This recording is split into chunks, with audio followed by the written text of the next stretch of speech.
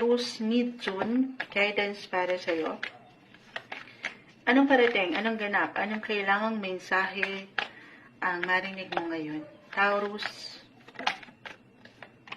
Okay, pa isa-isa. Para sa'yo, Taurus, mid-month of June. Okay. 10 of Pentacles.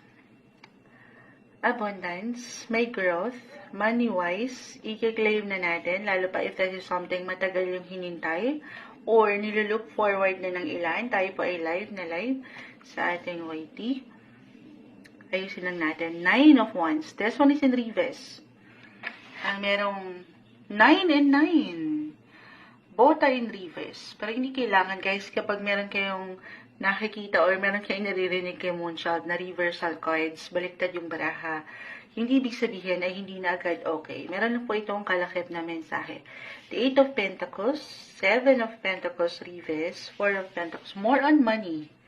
Taurus, umaangat na High Priestess, and yung pakiramdam nyo sa money or sa pagiging practical. I feel na merong money na parating. Kalim na ba natin ito? Yes na yes. And this is something na magmumula po.